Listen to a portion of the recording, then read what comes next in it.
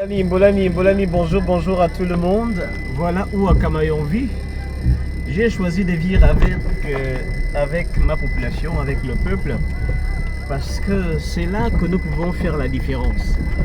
Au lieu de nous réfugier dans des cités correctement conçues, correctement faites, en fait, au lieu de fuir la réalité des populations, à Camaillon, depuis que je suis rentré du pays des Blancs, j'ai choisi de vivre avec les autres.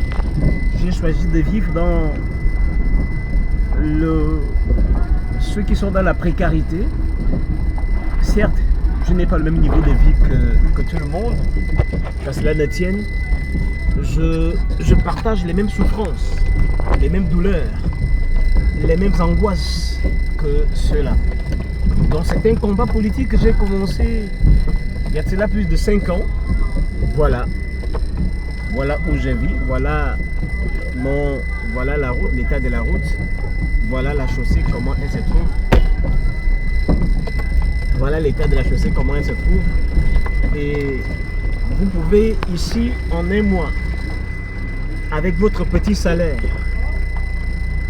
dépenser 100 000, les rotules, les aspects mécaniques sont éprouvés quotidiennement. Et ça, c'est le Gabon après 60 ans de PDG. Normalement, nous n'aurions pas dû être là.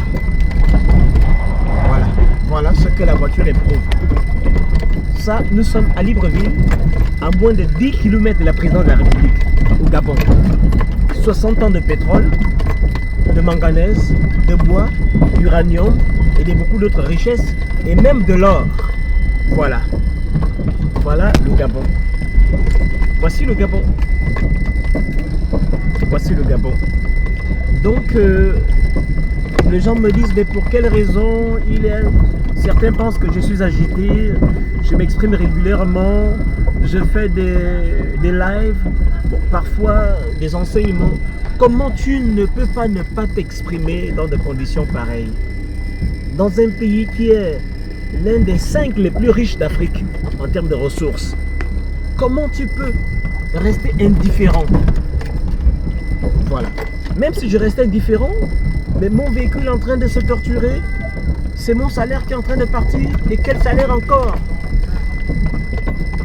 J'aurais pu avoir 3 ou 4 fois mieux si j'étais resté en Europe.